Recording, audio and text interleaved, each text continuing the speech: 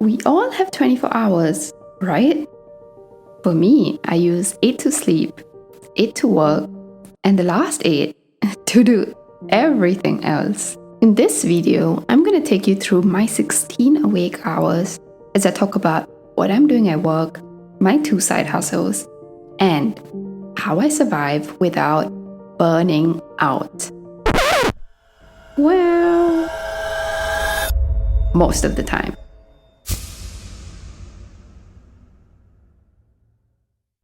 After a lot of self-help books and a lot of podcasts, I've come to realize that for me to be most fulfilled in life, I need these 6 plants to be watered equally.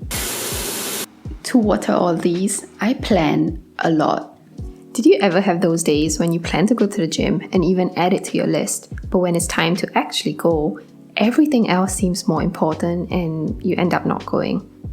This happens to me all the time. To combat this, I started a must-do section and a good-to-do section in my to-do list.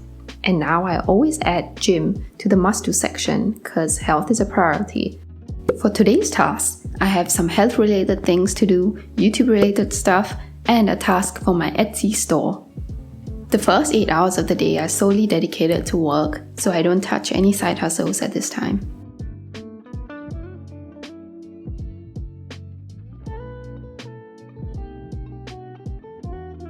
As I make my lunch, let's talk about why I want to have side hustles in the first place. Specifically, which plant in my life do they water?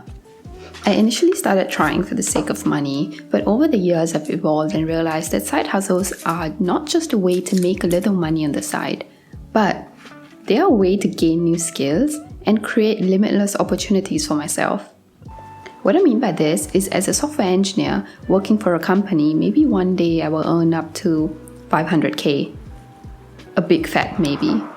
But with entrepreneurship or with these side hustles that I'm trying, that limit is gone.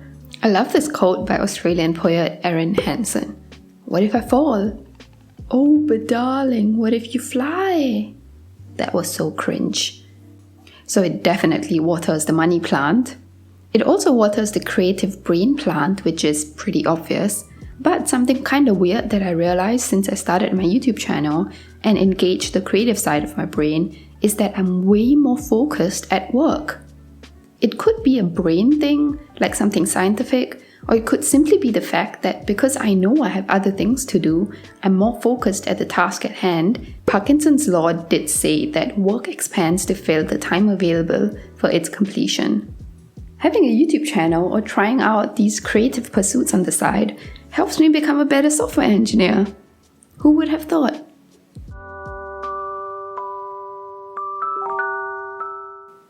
I'm currently working on AI-related features, so I'm dealing with a lot of data. We were thinking of creating a new table to store some of these new data points, so I just spent the past 30 minutes thinking of how we can define these and what exactly is the stuff that we need. Talking about data points, in today's world of numbers and data, be it at work as a software engineer or when I try to manage my YouTube analytics, we really need a tool to be able to manage all these ever-changing digits. And that's where Equals comes in, who are also the sponsors of this video. First there was Excel and then Google Sheets, and now there is Equals. As an engineer, the main problem I face with static sheets like Google Sheets is having to go in there and update the data myself. Yes, I could automate this with Google Script, but it's way more complex than I want it to be. Equals, on the other hand, have built-in connections to any database, versionings, and collaboration. This means that you can always access live data every time, which makes life so much easier. Also, as engineers, we often have non-technical people in the team asking us to access the database and export some numbers or stats into a CSV. So this is not a complex thing to do, technically, right? But it's yet another thing that adds context switch, which is such a waste of time. With Equals, non-technical stakeholders can easily have access to updated data in the form of a sheet. So just check out Equals for free by clicking the link in my description box below. I just spent the last hour and a half coding a new endpoint and writing tests, which was fun, and I really enjoyed myself, but now I feel so tired. So let's go back to talking about side hustles. So far, I've tried quite a few side hustles. Like I've sold pre-love items on Carousel in Singapore, given tuitions in English, math, Hindi, started a YouTube channel, started Etsy stores and selling things online, wrote articles on Medium, day trading, and all of this fun stuff. Nothing has been extremely successful, but I did learn a lot from them, like how to not get scammed when selling things online. But that's a story for another time. Something else that truly helps me not burn out is finding joy at the task at hand. Instead of thinking, I have to do this, I've learned to say, I get to do this. I get to work on cool projects with really cool engineers building things that impact thousands of people. Of course, if you really hate what you're doing and it's toxic for you, this won't work. Now that work is over, we have 7 hours left before bedtime, and I have to gym, eat, script video, edit thumbnail, and work on my Notion template. Yeah, the chances of me doing all these are pretty slim, but let's see. Thanks to my must-do column, I can't procrastinate and have to go to the gym.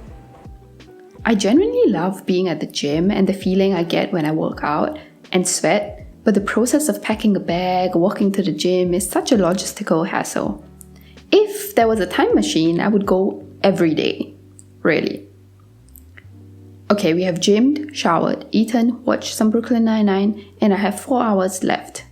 Since I have a video to schedule in 4 days, I will work on the YouTube task first, starting off with scripting the video. I always start by breaking down a task further.